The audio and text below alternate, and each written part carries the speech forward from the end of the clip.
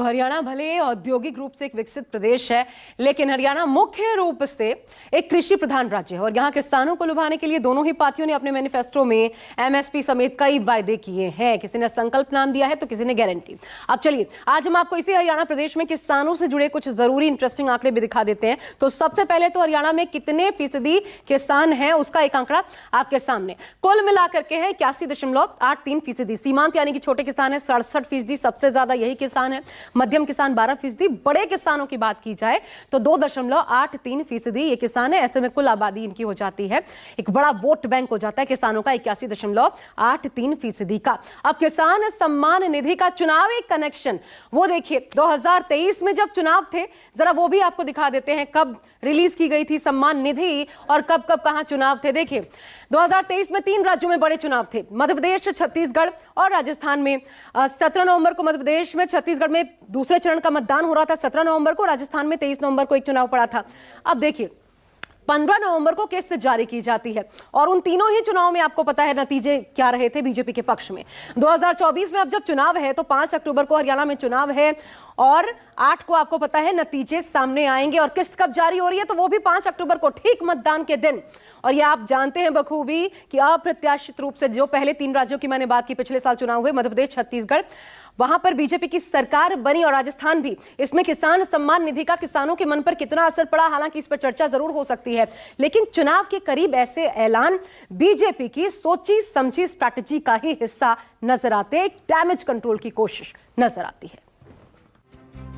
दरअसल हरियाणा में खेती किसानी बड़े पैमाने पर होती, लेकिन केंद्र सरकार के किसान नीति को लेकर वो बीजेपी से नाराज नजर आती। यही बीजेपी के लिए सबसे बड़ी समस्या है। ऐसे में किसानों को अपने पाले में लाने के लिए बीजेपी न सिर्फ किसान सम्मान निधि वाला दांव चल रही, बल्कि किसानों के बीच जाकर उन्हें मनाने के प्लान पर भी काम कर रही। बीजेपी जानती है कि हरियाणा में किसानों के समर्थन के बिना चुनाव जीतना नामुमकिन है। यही वजह है कि पार्टी ने तुरंत इस पर काम करना शुरू कर दिया। बीजेपी सूत्रों के मुताबिक पार्टी ने कार्यकर्ताओं को किसानों के बीच जाने का निर्देश दिया है। अभियान चलाने की जिम्मेदारी बीजेपी की किसान मोर्चा को दी गई।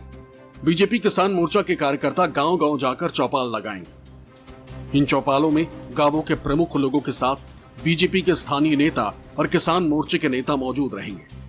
इसमें केंद्र और हरियाणा की बीजेपी सरकार द्वारा किसानों के लिए उठाए गए कदमों की जानकारी चौपाल में दी जाएगी।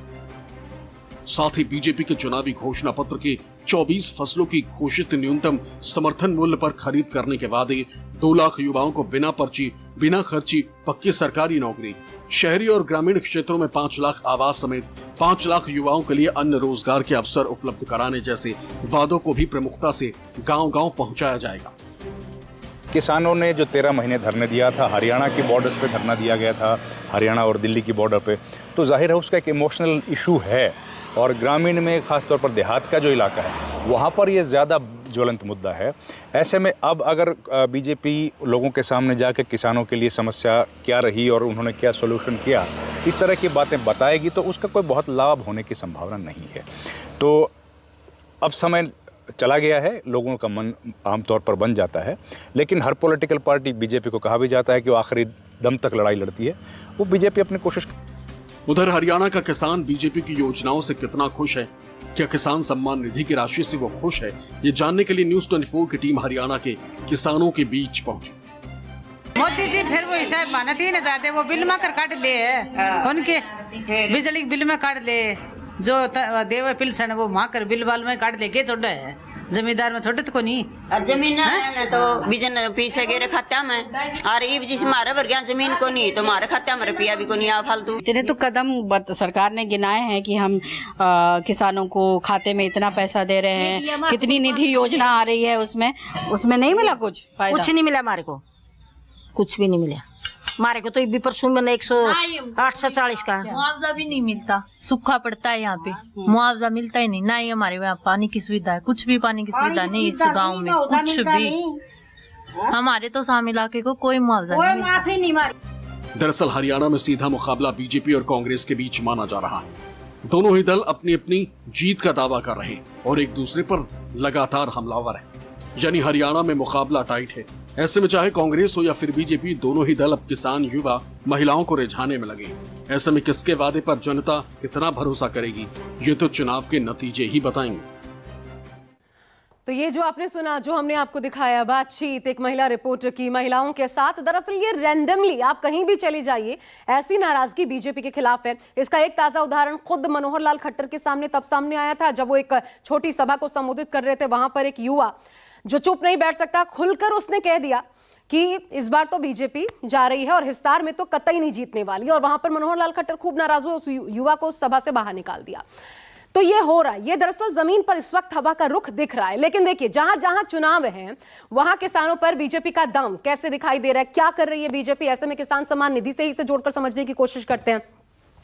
हरियाणा और जम्मू कश्मीर, देखिए सम्मान निधि 6,000 रुपए करके मिलते हैं, आपको पता है 4 महीनों के भीतर। तो गृह मंत्री ने वादा किया है 6 से बढ़ाकर हम इसको 10 कर देंगे दोनों ही राज्यों में, हरियाणा जम्मू कश्मीर में, यानी कि 4,000 वो जो राज्य सरकार की तरफ से आया, कुल मिलाकर के 10,000। यहां झारखंड में देखिए सम्मान निधि 6,000 है हर साल, सहायता राशि 5,000 राज्य सरकार, अगर राज्य में सरकार आती है तो मिलेगी 5 एकड़ तक भूमि वाले किसानों को। तो यह हो गया कुल मिलाकर के 11,000। अब किसान वोट बैंक को देखते हुए दोनों राज्यों में चुनावी ऐलान इस प्रकार का हो चुका है। अब हरियाणा में किसान क्यों जरूरी है, आइए ये भी जान लेते हैं, और आप बखूबी जानते भी होंगे, लेकिन हम पॉइंटर्स में आपको दिखाते हैं। सबसे बड़ा प्रदेश का वोट बैंक 81.83% हमने आपको दिखाया, इसलिए जरूरी, सबसे पहली बात। दूसरा, ज्यादातर सीटों पर यही किसान निर्णायक भूमिका में है, जिन पर दोनों ही पार्टियों का बड़ा स्टेक लगा है। बीजेपी से नाराज है किसान, छिपी छिपाई बात नहीं है, खुलकर सामने बोलने से परहेज नहीं करते। अब डैमेज कंट्रोल के लिए सम्मान निधि का ये दाम चला गया है। लेकिन 2 बयान आपको याद दिला दे। मनोहर लाल खट्टर ने हाल फिलहाल कहा था, बॉर्डर पर जो लोग बैठे थे इन 13 महीनों में किसान थोड़ी थे, वो तो किसानों का मुखौटा पहनकर बैठे थे। इधर कंगना रनौत ने कह दिया कृषि कानूनों की मांग फिर करे किसान, क्योंकि वो उनके हित की बात थी, ये अपील करें किसान प्रधानमंत्री से। तो इस बयान ने भी किसानों को नाराज किया। हालांकि अब किसान सम्मान निधि का ये जो आखिरी दावा है, दिवाली के पहले किस्त रूपी दाम, बीजेपी को वाकई दिवाली मनाने का मौका मिलेगा चुनाव बाद? फिलहाल इस पर अब भी बड़ा प्रश्न है। अक्टूबर में किसका होगा प्रमोशन, किसका कारोबार पकड़ेगा रफ्तार, अक्टूबर में कौन सहेगा घाटा और किसको होगा